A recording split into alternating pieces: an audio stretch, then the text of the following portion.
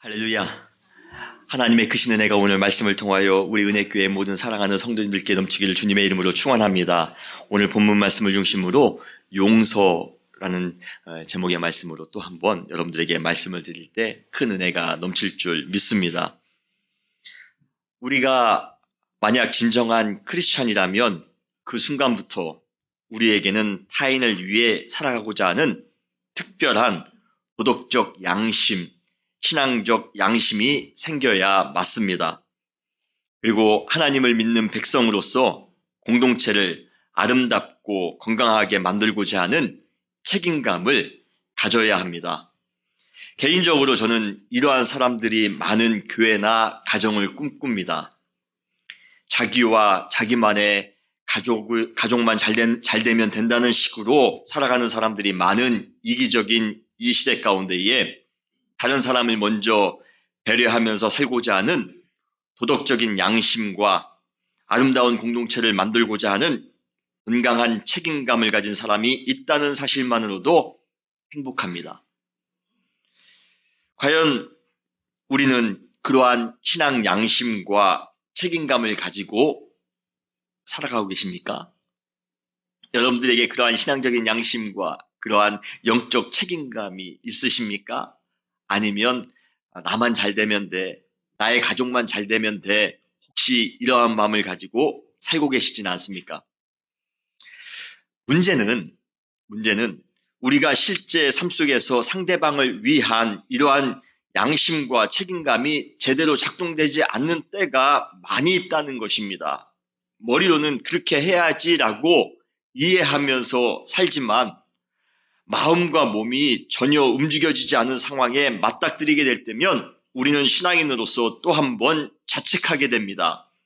내가 그렇게 살았어야 되는데, 내가 거룩하게 살았었어야 되는데, 내가 헌신하며 희생하며 살았었어야 되는데, 내가 사랑을 실천하며 살았어야 됐는데 또 실패했구나. 그럴 때마다 우리는 신앙인으로서 신앙의 부끄러움을 느끼게 됩니다. 그러한 대표적인 예 중에 하나가 바로 용서입니다. 신앙인으로서 그리스도의 은혜를 체험한 사람으로서 먼저 다가가 용서해야 된다는 사실을 우리는 이미 잘 알고 있습니다. 그러나 실제로 상대방에게 다가가 사랑으로 용서하는 것에 대해서는 매번 실패합니다. 그리고는 곧바로 신앙의 양심상 용서하지 못한 것에 대해서 스스로 자책합니다. 내가 왜 또 용서를 못했을까? 그래서 우리는 어떠한 상대방의 잘못을 용서하지 못했기 때문에 오는 그러한 아픔, 신앙적인 아픔을 지고 살아갑니다. 이것이 양심과 책임감을 가지고 신실하게 신앙하면서 살고자 하는 사람이 가지는 또 다른 아픔입니다. 원수를 사랑하라고 했는데 사랑하지 못하기 때문에 생기는 아픔. 핍박하는 자를 위하여 기도하라고 했는데 그들을 위해서 기도하지 못하기 때문에 오는 그 아픔. 신앙인들만이 가질 수 있는 이 독특한 아픔을 우리는 가지고 있습니다. 그런데 피해자로서 겪는 상처의 아픔보다 상대방을 용서하지 못했기 때문에 오는 그 아픔이 더 큰 사람은 그때 비로소 용서할 수 있습니다. 용서하지 못하니까 마음이 더 아프더라는 것이에요. 용서하지 못했더니 마음이 더 답답하더라는 것입니다. 내가 피해자로서 내가 당한 것이 있는데 그 당한 아픔보다 내가 용서하지 못하기 때문에 갖는 그 아픔이 더 크더라는 것입니다. 그 아픔이 있는 사람이 용서할 수가 있는 것입니다. 어쩌면 이러한 이해되지 않는 힘든 특별한 아픔이 우리에게 용서할 수 있도록 돕는 하나님의 은총일 수 있습니다. 여러분, 이러한 은총이 여러분 가운데 있으시길 주님의 이름으로 축원합니다. 선지자 예레미야가 그러한 특별한 아픔을 겪었습니다. 그가 어느 날 이스라엘 백성들을 향하여 이빠른 예언을 했다라는 그러한 이유로 민족적인 왕따를 당합니다. 따돌림을 당합니다. 그때 예레미야가 느꼈던 마음을 솔직하게 이렇게 표현하고 있습니다. 예레미야서 20장 7절로 8절에 보면 내가 조롱거리가 되니 사람마다 종일토록 나를 조롱하나이다. 여호와의 말씀으로 말미암아 내가 종일토록 치욕과 모욕거리가 됨이니이다. 매일 모욕을 당합니다. 매일 조롱을 당합니다. 얼마나 가슴이 아픈지 몰라요. 상대방에 의해 나의 인격이 무참하게 짓밟혔을 때, 그런데도 불구하고 용서라는 단어가 내 마음 가운데 떠올랐을 때 그것처럼 야속한 것이 없습니다. 여러분 그렇지 않나요? 신앙인으로서 저는 그것이 참 야속해요. 이해는 이로, 눈에는 눈으로 하면 얼마나 우리의 감정이 얼마나 이해하기가 쉽습니까? 그런데 내가 분명히 나의 인생에 엄청난 타격을 준 상대방을, 그것도 나의 이러한 고통을 전혀 알지 못하는 상대방을 향해 나에게 먼저 든 생각이 저주가 아니라 용서라고 할 때 인간으로서 얼마나 곤고해지는지 모릅니다. 자신에게 들려오는 조롱소리, 자신에게 들려오는 모욕의 소리를 들으면서 아마 선지자도 하나님의 사람이었기에 용서라는 단어가 마음 가운데 떠오르기는 했을 것입니다. 물론 그는 그것을 당장 실행할 엄두는 내지 못했을 것이에요. 이러한 상황에서 예레미야가 할 수 있는 유일한 방법은 하나님께 하소연하는 것밖에 없었습니다. 그래서 예레미야 20장 9절에 예레미야가 이렇게 하나님을 향하여 부르짖습니다. 내가 다시는 여호와를 선포하지 아니하며 그의 이름으로 말하지 아니하리라. 1차적으로 이 고백은 민족을 향해 주어진 하나님의 사명을 다시는 감당하지 않겠습니다라는 의미입니다. 그러나 한편으로는 나를 조롱했던 사람들, 나를 무시했던 사람들, 나를 모욕거리로 만들었던 사람들을 용서하지 않겠다라는 그러한 다짐도 포함되어져 있는 것입니다. 내가 용서하지 않겠습니다. 그런데 이때 선지자 마음에 놀라운 일이 생깁니다. 용서하기 싫어서 용서하지 않으면 다 될 줄 알았습니다. 그런데 용서하지 않고 지내는 것이 자신을 더 힘들게 하더라는 것이에요. 나를 더 아프게 하더라는 것입니다. 그가 예레미야서 20장 9절에 이어서 이렇게 고백합니다. 나의 마음이 불붙는 것 같아서 골수에 사무치니 답답하여 견딜 수 없습니다. 용서하지 않았더니 마음이 답답하여 견딜 수 없다라는 것입니다. 용서하지 않았더니 조롱받는 것보다도 모욕받는 것보다도 마음이 더 힘들고 아프더라는 것입니다. 이러한 감정이 인간적으로 가능할까요? 여러분들은 이러한 아픔을 경험해 보신 적이 있으십니까? 이러한 마음이 생기는 것이 저는 은혜라고 저는 믿습니다. 본문에서 예레미야가 백성들을 향해 용서했다라는 구절을 직접적으로 발견할 수는 없습니다만 그가 계속해서 이스라엘 백성들의 회복을 위해 노력했던 것을 보면 그가 자신을 조롱하며 모욕했던 사람들을 용서했던 것이 분명합니다.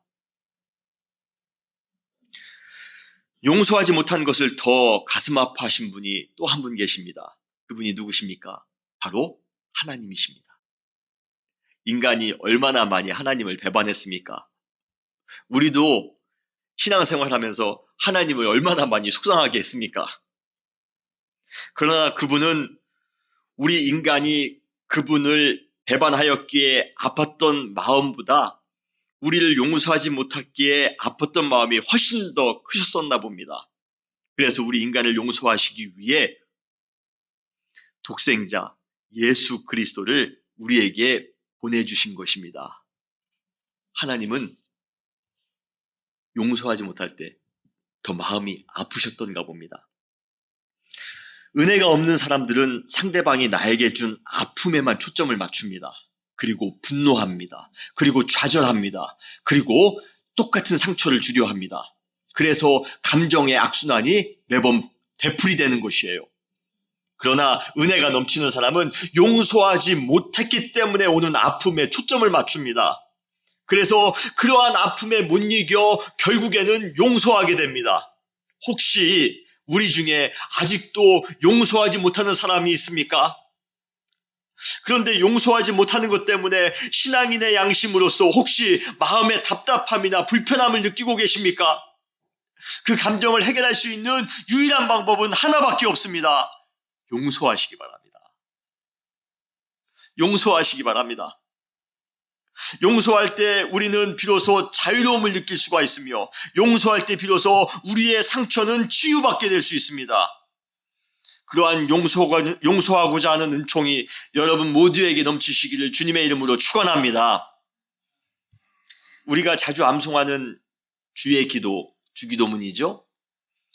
그 주기도문에 보면 이러한 구절이 나옵니다. 우리가 우리에게 죄 지은 자를 용서한 것 같이 우리의 죄를 용서하옵소서. 우리는 이 구절을 통해 놀라운 사실을 깨닫게 됩니다. 바로 상대방을 향한 우리의 용서가 우리를 향한 하나님의 용서와 밀접한 관계가 있다는 사실입니다. 하나님 앞에서 죄 지은 우리가 용서라는 은총을 받기 위해 필요한 것이 있다면 바로 우리에게 고통을 준 그 사람에게 먼저 찾아가 용서해야 된다는 것입니다. 여러분, 하나님의 그 용서가 얼마나 큽니까? 죄인된 우리를 용서해 주신 그 하나님의 용서가 얼마나 큽니까? 그런데도 불구하고 하나님의 용서가 항상 우리에게 수박 겉핥기처럼 와닿지 않는 이유는 무엇일까요? 하나님의 용서가 그 큰데도 불구하고 우리가 그 용서가 우리 마음 가운데 와닿지 않는 이유는 무엇입니까? 바로 우리가 형제를, 자매를 용서하지 않았기 때문입니다. 그러고 보니 우리는 하나님께서 우리의 잘못을 용서해 주실 것만 요구했지 다른 사람이 우리에게 한 잘못에 대해 용서해 주는 것에는 매우 인색했습니다. 우리가 매번 암송하는 이 주기도문, 우리가 우리에게 죄 지은 자를 용서해 준 것 같이 우리의 죄를 용서하옵소서. 이 기도가 단순한 립싱크로 끝나지 않고 우리의 삶 속에 실현되기 위하여 우리는 아무런 계산 없이 상대방을 용서하는 과감한 결단을 하셔야만 합니다. 그때 비로소 우리는 우리를 용서해 주시는 하나님의 용서를 역동적으로 느끼실 수가 있게 될 것입니다. 그리고 그때 비로소 우리는 진정한 구원의 감격, 죄사함의 은혜를 경험할 수 있게 될 것입니다. 그러므로 우리에게 죄 지은 자들을 용서해 주시기 바랍니다. 여러분의 형제들, 여러분의 자녀들 용서하시기를 바랍니다. 그때 비로소 우리는 주님의 그 크신 용서의 은혜를 맛볼 수가 있는 것입니다. 믿으십니까? 용서라는 주제를 나눔에 있어 피할 수 없는 가장 큰 질문이 있습니다. 그 질문이 무엇입니까? 과연 나에게 사죄하지 않은 사람을 우리는 용서해야 하는가? 라는 문제입니다. 적어도 나에게 아픔과 고통을 주었다면 당연히 나에게 와서 사죄해야 되지 않습니까? 그리고 그때 나는 그들의 진정성을 확인하고 용서할지 어쩔지를 결정해야 되는 것, 이것이 논리적으로 타당한 순서입니다. 그런데 상대방의 사죄가 없음에도 불구하고 무조건 성도이기에 사랑으로 용서해야 하는가? 참 이 문제는 어렵습니다. 사실 저도 이 문제가 참 어렵습니다. 솔직히 이 문제에 대한 정확한 답을 드리는 것이 쉽지는 않습니다. 나에게 사죄하지 않았는데요. 나에게 용서를 구하지 않았는데요. 내가 어떻게 용서해 줄 수 있단 말입니까? 나는 지금도 내 마음에 그 아픔이 남아있는데요. 고통이 남아있는데요. 그를 어떻게 내가 용서할 수가 있겠습니까? 사죄의 문제에 있어 답을 내리고자 할 때 여러분들에게 지금 드리는 세 가지의 사실이 좀 참고가 되지 않을까 싶어 여러분들에게 세 가지 사실을 말씀드리기를 원합니다. 첫 번째는 사죄를 받아야 용서할 수 있다고 할 때 어쩌면 내가 용서하지 못할 가능성이 크다는 것입니다. 누군가가 나에게 사죄할 때까지 기다린다면 평생 용서하지 못할 수도 있다는 것입니다. 일반적으로 상대방을 용서하는 것도 매우 힘듭니다. 그러나 자신의 잘못을 시인하고 사죄하는 것은 더 힘듭니다. 여러분은 어떠세요? 누군가 나에게 잘못했을 때 용서해 주는 것이 쉽습니까? 내가 누군가에게 잘못했습니다. 그때 내가 내 잘못을 시인하고 잘못했다라고 사죄하는 것이 더 쉬울 것 같습니까? 여러분, 사죄하는 것도 쉽지가 않습니다. 누군가에게 찾아가서 내가 잘못했다라고 말하는 것이 너무 쉽지 않다라는 것이에요. 그렇기 때문에 많은 사람들이 사죄하지 못하는 것입니다.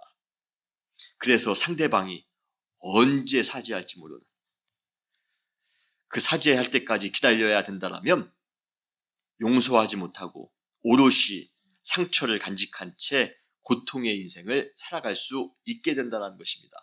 여러분, 언제까지 그 상대방이 사죄할 것을 기다리고 계십니까? 여기 계신 분 중에 어쩌면 5년을 기다리신 분도 계십니다. 10년을 기다리신 분도 계실 것입니다. 그런데 5년 동안 10년 동안 기다리면서 어쩌면 우리 안에 상처만 오롯이 더 남지 않았습니까? 사죄를 기다린다면 용서하지 못할 가능성이 훨씬 큽니다. 두 번째로, 우리도 사죄를 해야 될 당사자일 수 있다는 것입니다. 우리는 항상 사죄를 받아야 될 사람이고 다른 사람은 항상 사죄를 할 사람이라고 생각해서는 안 됩니다. 사죄의 문제에 있어서 우리는 우리 자신에게 매우 관대합니다. 나는 항상 피해자이고 상대방은 항상 가해자라고 생각합니다. 아닙니다. 나도 누군가에게 아픔과 상처를 주었을 수 있습니다. 여러분, 잘 생각해 보세요. 나도 누군가에게 아픔을 주었지 않습니까? 나도 누군가에게 상처를 주었지 않습니까? 내가 나의 잘못에 대해 사죄하지 않으면서 다른 사람이 나에게 사죄할 것이라 기대해서는 안 됩니다. 사죄받기를 원하신다면 그 어려운 사죄를 나 먼저 해야 됩니다. 내가 먼저 잘못했다라고 고백해야 됩니다. 내가 시인해야 됩니다. 나도 못하는 것을 우리가 어떻게 다른 사람에게 요구할 수가 있습니까? 나도 사죄의 당사자가 될 수 있습니다. 세 번째로, 예수님도 내가 주님 앞에 사죄하기 이전에 나를 용서해 주셨다는 것입니다.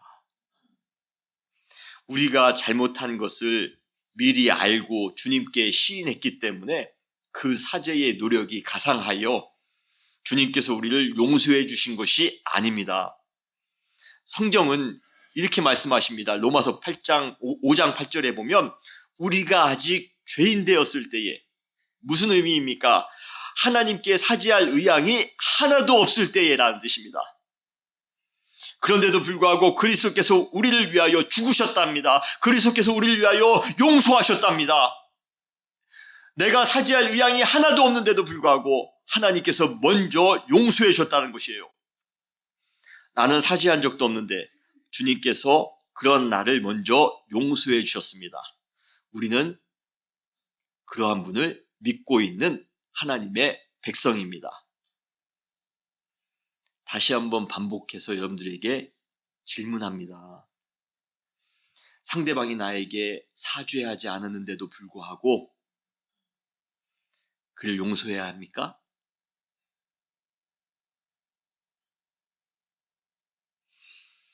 상대방이 나에게 용서를 구하지 않았는데도 불구하고 우리는 그를 용서해야 됩니까? 예, 그래도 용서해야 됩니다. 좀 가혹한 말씀입니까? 그래도 용서해야 됩니다. 진정한 용서는 사죄를 했느냐 안 했느냐, 사죄를 전제로 한 용서가 아니라 사죄와 상관없이 하는 용서가 진정한 용서입니다. 쉽지 않지만 이것이 예수님의 용서일진데 우리 역시 이러한 용서를 실천해야 됩니다. 어쩌면 지금 이 자리에도 지금까지도 사죄를 받지 못한 아픔과 상처를 가지고 계신 분이 이 자리에 계실 것입니다. 제가 직접 찾아가 그 사람에게 용서하십시오라고 말씀드릴 수는 없습니다. 직접 찾아가 대면하여 용서하지는 못한다 할지라도 성령님의 도우심을 따라 이를 악물고 용서를 선포하시는 여러분 되시기를 주님의 이름으로 축원합니다. 그때 주님의 평강과 위로가 우리 안에 가득 넘치게 될 것입니다. 그 사람이 나에게 용서를 구하지 않는다 할지라도 성령님의 도우심 가운데 그를 용서합니다. 그를 사랑합니다. 오늘 고백하시는 여러분 되시기를 주님의 이름으로 축원합니다. 성경에 나오는 대부분의 인물들은 인생을 통해 용서의 삶을 살았습니다. 그들은 자신들에게 엄청난 고통을 주는 사람들을 만났지만 그들이 택한 방식은 항상 한결같았습니다. 무엇입니까? 용서하는 것이었습니다. 어렵게 파놓은 우물을 그랄 사람들에게 빼앗겼습니다. 그때 그 이삭이 그들을 용서합니다. 내가 사울에게 쫓기는 다윗이었다면 나는 과연 사울을 용서할 수 있었을까? 나는 아무런 잘못도 없는데. 그런데 사울이 눈에 불을 켜고 나를 죽이기 위하여 지금 쫓아오고 있습니다. 내가 그를 과연 용서할 수 있을까? 내가 바울처럼 복음을 전하다가 유대인들에 의해 돌에 맞아 죽게 되었다면 나는 그들을 용서할 수 있을까? 저는 그러한 구절을 읽으면서 항상 생각해 봅니다. 그런데 성경에 나오는 모든 인물들은 그래도 용서했습니다. 그래도 사랑으로 그들의 허다한 허물을 덮었습니다. 그런데 놀라운 것은 그들이 용서하는 삶을 살았을 때 엄청난 유익이 그들에게 넘쳤다라는 것입니다. 그러한 용서의 유익을 여러분들에게 말씀드리기를 원합니다. 세 가지 유익인데요. 첫 번째는 나를 향한 유익이 있고, 두 번째는 상대방을 향한 유익이 있으며, 세 번째는 우리 모두를 향한 유익이 있습니다. 첫 번째, 나를 향한 유익은 무엇입니까? 용서의 과정을 통해 나를 향한 하나님의 큰 뜻, 하나님의 큰 섭리를 깨달을 수 있게 되었다는 것입니다. 할렐루야! 성경에 보면 성경에서 용서하면 제일 먼저 떠오르는 그러한 인물은 아마 요셉일 겁니다. 그는 아주 파란만장한 인생을 살아왔습니다. 형들의 시샘으로 인해 애굽의 종으로 팔려가는 신세를 경험하기도 했습니다. 그리고 그곳에서 그는 자신이 섬기는 주인의 아내에 의해 억울한 누명을 쓰고 옥에 갇히기까지 했습니다. 우리가 요셉이라면 이 억울한 일들로 인해 분노와 원망의 삶을 살아갔을 것입니다. 그러나 그때마다 요셉이 택한 방식은 항상 용서였습니다. 아마 처음부터 요셉이라 할지라도 흔쾌히 용서하는 마음이 생기지는 않았을 것입니다. 저는 그렇게 생각해요. 형들로부터 왕따를 당한 후 애굽으로 노예로 끌려가면서 그가 어떠한 생각을 했을까? 그가 처음부터 용서하지는 못했을 것입니다. 아마 상상도 못한 배신감으로 엄청난 상처가 마음에 있었을 것이에요. 그러나 계속 자신이 당한 일만 억울해하고 가슴 아파했더라면 그는 아주 파괴적인 인생을 살아갔을 것입니다. 그런데 그는 자신이 당한 것보다도 형들의 입장에서 그들을 한번 생각해 보았던 것 같습니다. 자신은 아버지의 사랑을 독차지한 반면 형들은 상대적으로 아버지의 사랑을 받지 못했다는 것을 깨닫게 되었습니다. 거기에서 오는 형들의 비교의식, 그 열등감 때문에 자신에게 이렇게 할 수밖에 없었겠구나라는 그러한 이해를 했을 것입니다. 여기서 우리는 한 가지 중요한 사실을 배우게 됩니다. 용서는 내가 당한 일을 생각하면 절대로 할 수가 없습니다. 용서는 상대방의 행동을 이해할 때 비로소 가능한 줄 믿으시길 바랍니다. 형들의 입장이 되어보니까 형들이 이해가 되더라는 것이에요. 오히려 형들을 더욱더 긍휼히 여기는 마음을 가지게 됩니다. 긍휼히 여기는 마음을 가지게 되니까요, 지금까지 상대방을 향해 가지고 있었던 그 부정적인 집착이 눈 녹듯이 사라지기 시작합니다.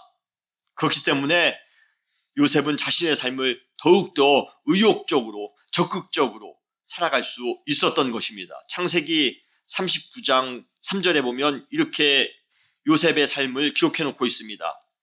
요셉의 주인이 여호와께서 그와 함께 하심을 보며 또 여호와께서 그의 범사에 형통케 하심을 보았더라 라고 말씀하십니다. 이것이 용서하는 삶을 살아가는 사람들의 삶의 방식인 것입니다. 여러분, 주님의 이름으로 용서하며 살아갈 때 여러분 삶 가운데 형통이 넘쳐남을 믿으시길 바랍니다. 항상 아름답고 복된 일들이 넘치게 될 것이에요. 창세기 45장에 보면 드디어 자신을 고난과 파멸의 길로 몰아넣은 형들과 만나 그들을 용서하는 아주 감동적인 장면이 나옵니다. 형들을 용서하면서 요셉이 눈물을 흘리는 장면을 보면 덩달아 마음이 뜨거워집니다. 그런데 여기서 가장 두드러진 부분이 있다면 요셉이 자신에게 고통을 준 그 형제들을 통해 하나님의 뜻을, 하나님의 섭리를 발견했다라는 것입니다. 그는 자신을 팔았던 형들에게 오늘 본문을 통하여 이렇게 고백하고 있습니다. 창세기 45장 5절에 보면 당신들이 나를 이곳에 팔았다고 해서 근심하지 마소서, 한탄하지 마소서. 하나님이 생명을 구원하시려고 나를 당신들보다 먼저 이곳에 보냈습니다. 그리고 이어서 7절로 8절에 보면 하나님이 큰 구원으로 당신들의 생명을 보전하고 당신의 후손을 세상에 두시려고 나를 당신들보다 먼저 보내셨나니 그런즉 나를 이리로 보낸 이는 당신이 아니요 하나님이십니다. 요셉이 형들에 의해 억울한 일들을 당했음에도 불구하고 용서를 택했을 때 그는 하나님의 신비한 섭리를 깨달을 수 있었습니다. 분명히 형들의 시샘으로 인해 본의 아니게 시작한 그러한 고통스러운 타향살이였지만 형들을 용서하는 순간 하나님께서 자신을 통해 계획하신 원대한 하나님의 뜻을 발견할 수 있었던 것입니다. 아, 하나님이 그래서 나를 이곳으로 보내주신 것이구나. 내가 처음에는 억울했는데, 내가 처음에는 분노가 넘쳤는데 용서하고 났더니 하나님의 뜻이 깨달아집니다. 하나님이 나를 애굽으로 보내신 이유가, 하나님이 나를 감옥으로 보내신 이유가 하나님의 원대한 뜻이 있었구나. 하나님의 놀라운 섭리가 있었구나. 어떤 사람은 결과론적으로 요셉이 잘 됐으니까 그렇게 용서할 수 있었던 것이 아니냐라고 반문하실지 모릅니다. 그러나 개인적으로 요셉이 과거의 형들을 용서하지 않았다면 애굽을 다스리는 지금의 자리에 절대로 올라오지 못했을 것이라 저는 생각합니다. 요셉은 형들을 만나기 전에 이미 형들을 용서했다라고 저는 믿습니다. 그리고 그들을 용서하는 순간 그는 하나님의 뜻이 무엇인지를 알았다라고 저는 믿습니다. 우리 역시 고통스럽지만 상대방을 용서할 때 하나님의 비전을 깨닫는 은총이 여러분들에게 임할 것임을 믿으시기를 바랍니다. 원망하는 마음, 남을 탓하는 마음, 자신이 피해자라는 마음, 이러한 지엽적이고 부정적인 마음으로 가득 차 있는 사람은 하나님의 원대한 뜻을 결코 깨달을 수가 없습니다. 그러한 사람은 복수의 칼만 갈며 아주 소모적인 인생을 살아갈 것이 뻔합니다. 그리고 결국에는 파멸하게 될 것입니다. 만약 요셉이 복수만 생각하면서 칼을 갈며 살았다라면 그 자리에 그렇게 칼을 갈며 살았는데 그 자리에, 그 높은 자리에 올라갔다라고 여러분 상상해 보시기 바랍니다. 아마 형들을 보자마자 피비린내 나는 그러한 비극이 일어났을 것이에요. 그렇다면 훗날 12지파도 이스라엘도 생기지 않았을 것입니다. 후대에 그냥 한 가문이 서로 용서하지 못해 비참한 결말로 끝났다라는 그러한 가십거리로 전락했을 것이에요. 그러나 용서를 택하는 순간 모든 상황이 변화됩니다. 하나님의 그 큰 뜻을 깨닫고 그 뜻을 이루는 그러한 역사적인 주인공이 됐다라는 것입니다. 여러분, 용서를 택하시기 바랍니다. 나를 향한 엄청난 유익이 있습니다. 용서를 택할 때에 우리는 하나님의 뜻이 무엇인지를 정확하게 깨닫게 될 것입니다. 그리고 그것이 우리의 인생을 송두리째 변화시킬 것입니다. 오늘 우리가 누군가를 사랑할 때, 그리고 용서할 때 하나님이 우리에게 주시는 그 원대한 뜻을, 하나님의 계획을 깨닫게 되는 여러분 되시기를 주님의 이름으로 축원합니다. 두 번째로 상대방을 향한 유익이 있습니다. 용서할 때 상대방을 사명자로 만들 수가 있습니다. 수제자로서 3년 동안이나 예수님을 따라다녔지만 베드로가 가장 결정적인 순간에 예수님을 배반합니다. 믿었던 제자가 3번씩이나 자신을 부인하는 소리를 듣고 계셨던 예수님의 마음이 어떠셨을까요? 저 같았으면 야, 내가 부활한 다음에 보자 그랬을 것 같아요. 어떻게 3년 동안이나 나를 그렇게 열심히 따라다녔는데 나에게 그렇게 배반할 수가 있어. 그러나 예수님께서는 부활하시자마자 심한 죄책감에 시달리며 살아가고 있는 베드로에게 먼저 찾아오셔서 그를 용서해 주셨습니다. 그 장면이 요한복음 20장과 21장에 나옵니다. 예수님께서는 풀죽은 베드로에게 먼저 찾아가 이렇게 질문하십니다. 요한의 아들 시몬아, 내가 이 사람들보다 나를 더 사랑하느냐? 베드로가 이 질문을 들었을 때 3번씩이나 내가 주님을 부인했는데, 내가 주님을 아프게 했는데, 그리고 감히 잘못했다라고도 말 못하고 있는 나를 이렇게 찾아와서 용서해 주시는구나. 그러한 예수님의 용서를 느꼈을 것입니다. 그래서 그가 이렇게 대답합니다. 주님, 그러하이다. 내가 주님을 사랑하는 줄 주님께서 아시나이다. 그때 예수님께서는 베드로를 용서하시면서 이렇게 부탁하십니다. 요한복음 21장 15절에 내 어린 양을 먹이라. 내 어린 양을 먹이라. 이것이 무슨 의미입니까? 앞으로 베드로가 어떻게 살아가야 될지를 주님께서는 말씀해 주신 것입니다. 영적 지도자로서 앞으로 수많은 양들을 만날 텐데 그 양들을 보살필 사명을 주신 것입니다. 이렇게 베드로가 용서를 받는 순간 앞으로 자신이 어떻게 살아가야 될 것인가에 대한 분명한 목표를 발견하게 됩니다. 어떻게 살아가야 될 것인가에 대한 삶의 이유를 발견하게 되더라는 것입니다. 여러분이 누군가를 용서할 때 그들의 삶이 변화될 줄 믿으시기를 바랍니다. 그들이 올바른 인생을 발견하게 될 것이라 믿으시길 바랍니다. 여러분들이 자녀를 용서하는 순간 그 자녀가 올바른 인생을 살아가게 될 것이에요. 여러분의 친구를 용서하는 순간 그들이 올바른 길을 걸어가게 될 것입니다. 용서는 용서받은 사람들의 인생을 변화시킬 수가 있습니다. 여러분들의 용서를 통하여 누군가의 인생을 변화시키며 살아가시는 그러한 여러분 되시기를 주님의 이름으로 축원합니다. 세 번째로 용서를 통해 우리 모두는 화평을 누릴 수가 있습니다. 이것은 우리를 향한 용서의 유익입니다. 이 세상의 모든 용서의 가장 클라이막스는 무엇입니까? 바로 예수 그리스도의 십자가의 용서입니다.